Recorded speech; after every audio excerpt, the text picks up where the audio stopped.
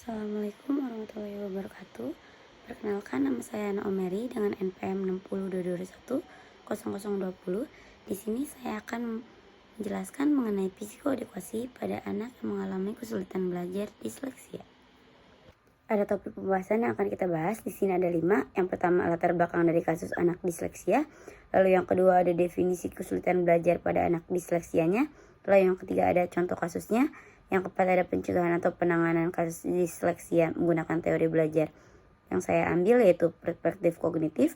Lalu yang kelima, ada strategi self-regulation learning dan motivasi belajar untuk anak yang mengalami gangguan disleksia. Latar belakang dari kasus ini adalah dimana pada zaman dulu itu anak-anak yang gak bisa baca itu dikatain bodoh gitu, atau plain stupid. Tapi anak zaman dulu itu yang suka ngayal itu adalah anak yang ngawur, biasanya orang-orang mengiranya gitu. Tapi makin kesini manusia itu kan kian pandai gitu ya, makin pandai, makin pintar buat memilah mana anak yang bodoh karena tidak belajar, atau emang anak itu bodoh karena malas gitu. Jadi sebenarnya pintar atau enggaknya itu nggak bisa kita ungkapin secara verbal atau lisan. Tapi ada beberapa anak yang memang memiliki gejala seperti disleksia atau ketidakmampuan dalam diri mereka, di mana anak tersebut tuh sering membaca buku dalam waktu yang lama tetapi tidak bisa membaca huruf. Misal ia membaca B, tetapi yang dia baca itu bukan B tapi D gitu. Angka 2 menjadi angka 5 karena ada kemiripan dari bentuk huruf tersebut gitu. Nah, mereka juga sering bingung antara kiri dan kanan. Terus mereka itu gak bisa ngeja huruf yang sama, misalnya ba atau da gitu. Mereka itu susah atau sering susah jika melihat posisi hurufnya itu mirip gitu. Terus kalau misalnya itu anak disleksia ini sebenarnya gak bisa disembuhkan, tetapi mereka itu bisa kita bantu untuk meningkatkan kemampuannya ini. Lalu di sini ada definisinya. Apa sih itu disleksia? Nah, disleksia itu kondisi di mana individu mengalami kesulitan yang bermakna di mana aspek perbahasanya itu terganggu, seperti mengejanya, membacanya, dan menulisnya. Lalu faktor-faktor lain juga bisa mempengaruhi disleksia atau gangguan kesulitan belajar pada anak, seperti kelainan dari neurobiologisnya yang ditandai dengan mereka susah mengenali kata yang tepat, baik dalam pengejaannya ataupun pengkodean simbolnya. Nah, disleksia ini merupakan suatu kondisi yang menetap, di mana disleksia ini tidak bisa disembuhkan karena pada dasarnya disleksia itu merupakan sebuah penyakit.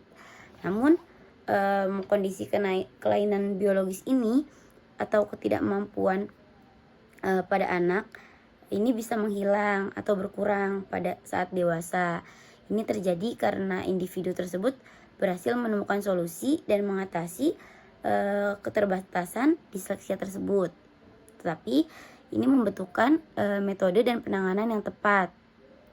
Di sini ada contoh kasusnya dari penelitian Ray Bagus Riyadi, di mana Frilia Santika Regina, anak yang berusia 8 tahun yang mengalami disleksia. Dia berada di bangku sekolah dasar, yaitu kelas 3. Ini bisa dikatakan dia memiliki gangguan disleksia karena jelas dia sudah mengalami tes dan rekam medis yang menunjukkan bahwa dia ini memiliki gangguan disleksia. Dan dia juga mendapatkan perlakuan yang khusus di sekolahnya yang tidak sama dengan murid-murid lainnya dari gurunya untuk mendapatkan kemampuan belajar yang lebih. Nah, di sini ada pencegahan atau penanganannya menggunakan teori belajar perspektif kognitif, di mana teori belajar perspektif kognitif ini menekankan pentingnya pemahaman dan pengolahan informasi dalam proses belajarnya. Berikut ada beberapa langkah yang dapat kita gunakan sebagai penanganan atau pencegahan kesulitan belajar pada anak yang mengalami disleksia dengan teori belajar perspektif kognitif dari Piaget. Alasan saya menggunakan teori belajar perspektif kognitif dalam kasus gangguan belajar pada anak yang disleksia. Yang pertama itu karena fokus pada pemahaman dan pengolahan informasi, di mana teori belajar kognitif ini menekankan pentingnya proses pengolahan informasi dalam proses belajar anaknya, di mana pada anak disleksia ini kemampuan mereka dalam memproses informasi tertentu ini jelas terganggu gitu, terutama dalam membaca dan menulis. Dengan adanya pendekatan kognitif membantu mereka mengembangkan strategi dan pemahaman yang lebih baik terhadap pembelajaran. Lalu yang kedua, memperkuat koneksi antara informasi dan pemrosesan kognitif, di mana anak dengan disleksia ini sering mengalami kesulitan dalam menghubungkan informasi yang diterima dengan pemrosesan kognitif diri mereka sendiri. Nah, dengan adanya pendekatan kognitif menggunakan metode multisensori itu dapat membantu memperkuat koneksi informasi tersebut dalam diri mereka. Nah, ini juga memungkinkan mereka untuk memahami dan mengingat informasi yang mereka terima agar lebih baik lagi gitu. Lalu yang ketiga, ada pengembangan strategi dan pemecahan masalah, di mana dengan pendekatan kognitif ini membantu anak yang disleksia mengembangkan strategi dalam pemecahan masalahnya yang lebih efektif. Lalu ada strategi self-regulation learning. Yang pertama, motivasi, di mana kita ini wajib memberikan motivasi yang bisa membuat anak disleksia menjadi lebih percaya diri dengan kemampuannya dan puas akan pencapaian yang mereka dapatkan, dengan seperti memberi pujian atau applause, reward ketika mereka bisa berhasil mencapaikan suatu peningkatan atau bisa menghadapi kesulitan yang mereka dapatkan gitu dengan lebih baik lagi. Kita harus perhatikan benar-benar upaya mereka dalam prosesnya atau tahapannya untuk mencapai hasil belajar mereka yang lebih maksimal. Lalu yang kedua, ada kepercayaan asal, di mana dukungan wawasan dari segala pengetahuan di awal yang mereka punya ini perlu kita dukung secara benar dan kita support juga, kita yakini itu. Lalu yang ketiga, ada metakognisi, di mana kita ini harus membantu anak disleksia untuk menetapkan tujuan belajarnya yang spesifik dan terukur. Bantu mereka untuk membuat perencanaan belajar yang struktur, termasuk mengatur waktunya, untuk mengidentifikasi sumber data yang mereka perlukan, membuat daftar tugas yang harus diselesaikannya gitu.